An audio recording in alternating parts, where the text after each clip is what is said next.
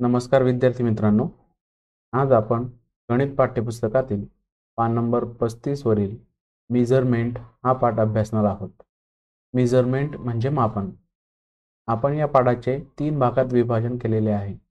पहिल्या भागात आपण लेंग्थ म्हणजे लांबी अभ्यासणार आहोत. चला तर मग सुरू करूया. आता आपल्या समोर एक चित्र दिसत आहे. चित्रात नंदू आणि सोनू यांना ताईने टेबलची लांबी मोजण्यास सांगितलेली आहे. लांबी मोजण्यासाठी दोघेही आपापल्या हाताच्या वितीचा वापर करीत आहे. जेव्हा नंदू टेबलची लांबी मोजतो तेव्हा ती त्याच्या वितीच्या 11 स्पॅन्स इतकी भरते आणि जेव्हा सोनू टेबलची लांबी मोजते तेव्हा ती तिच्या 12 स्पॅन इतकी येते. आता मित्रांनो, टेबल तोच आहे, परंतु नंदू जेव्हा टेबलची लांबी मोजतो तेव्हा ती त्याच्या 11 स्पॅन्स म्हणजे 11 वीत इतकी येते आणि जेव्हा सोनू टेबलची लांबी मोजते तेव्हा मात्र ती तिच्या हाताच्या 12 स्पॅन्स म्हणजे 12 वीत इतकी येते. मग असा फरक आपल्याला का दिसत आहे? तर यात नंदू आणि सोनू या दोघांच्या हाताची वीत ही सारख्या मापाची आहे का, सारखे आहे का? तर नाही. दोघांच्या हाताची वीत ही वेगवेगळी आहे किंवा दोघांच्या हातांच्या वितीचं जे अंतर आहे ते कमी जास्त आहे, म्हणून आपल्याला असा फरक दिसत आहे. नंतर ताई त्याच टेबलची लांबी ही कागदी पट्टीच्या सहाय्याने मोजण्यास सांगते आणि ताई यावेळेस दोघांना समान आकाराची समान लांबीची कागदी पट्टी देते.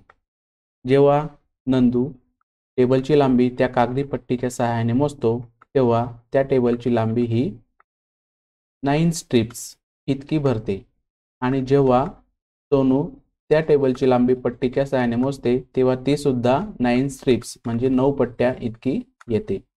आता बघा, मागे आपण पाहिले की नंदू आणि सोनू यांनी वितीच्या सहाय्याने टेबलची लांबी मोजली, परंतु ती वेगवेगळी येत होती. जेव्हा ते पट्टीच्या सहाय्याने मोजतात तेव्हा मात्र टेबलची लांबी ही 9 स्ट्रिप म्हणजे 9 पट्ट्यांइतकी दोघांचीही सारखी येते.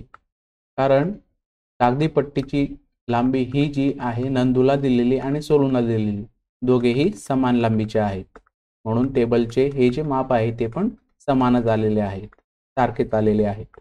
म्हणजे यावरून आपल्याला एक गोष्ट लक्षात येईल की एकाच वस्तूची लांबी जर आपण सारख्याच साधनाने मोजली तर ती नेहमी समान असते. आता आपण बघूया पुढचे उदाहरण. Sonu said, "If I have to measure a chalkstick, can I use this strip?" Sonu म्हणते, मला जर या खडूची लांबी मोजायची असेल तर मी या कागदी पट्टीचा वापर करू शकते का? ही पट्टी तर खडूपेक्षा जास्त लांब आहे. तर ताई खडूची लांबी मोजण्यासाठी त्या कागदी पट्टीच्या 3 घड्या करते. तर असे एकूण त्या पट्टीचे 8 समान भाग पडत असतात. आता आपण मोजूया की त्या खडूची लांबी ही त्या पट्टीच्या किती भागांपर्यंत आहे. 1 2 3 4 आणि 5.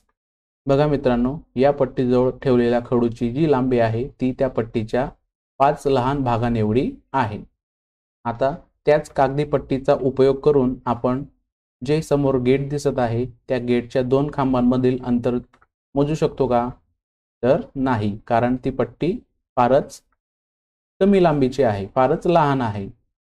त्यासाठी ताई त्यांना एक लांब दोरी देते आणि गेटच्या 2 खांबांमधील अंतर मोजण्यास सांगते. ही जी 2 मुले आहेत ती गेटच्या 2 खांबांमधील अंतर दोरीच्या सहाय्याने मोजतात तेव्हा ती 3 दोऱ्यांएवढी असते. यावरून आपल्याला एक गोष्ट लक्षात येईल की जास्त लांबी मोजण्यासाठी जास्त लांबीचं साधन घेणं सोयीचं असतं आणि कमी लांबी मोजण्यासाठी कमी लांबीचं साधन आपण वापरू शकतो. आता पुढे बघा, ही जी काही साधने आहेत ती लांब अंतर मोजण्यासाठी वापरली जातात. आता समोरील चित्राचे निरीक्षण करा.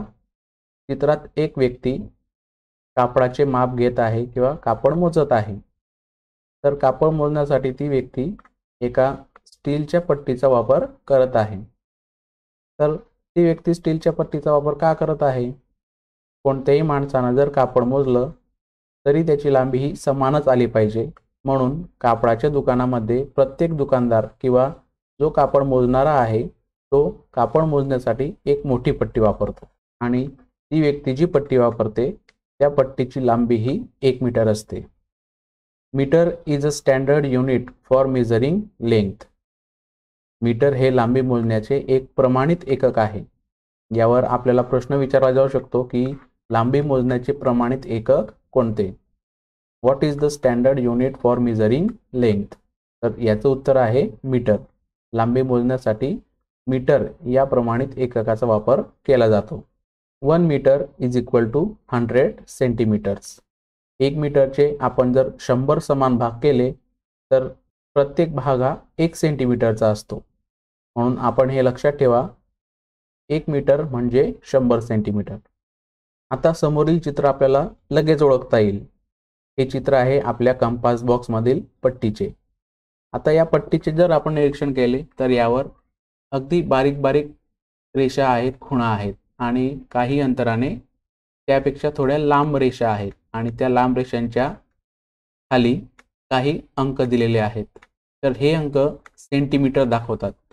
आपल्या कंपास बॉक्स मधील जी पट्टी असते ती एकूण 15 सेंटीमीटर्स लॉंग, 15 सेंटीमीटर लांबीची असते.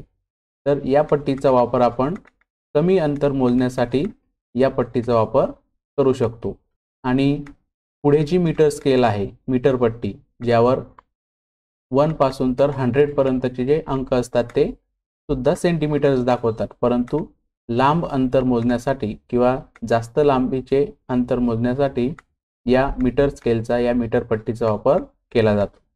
तर विद्यार्थी मित्रांनो, आज आपण मेजरमेंट म्हणजे मापन या पाठाच्या पहिल्या भागात लेंथ हा भाग अभ्यासला. पुढील भागात आपल्याला वेट किंवा मास, ज्याला वजन किंवा वस्तुमान असे म्हणतात, ते आपण अभ्यासणार आहोत. भेटूया पुढील भागात.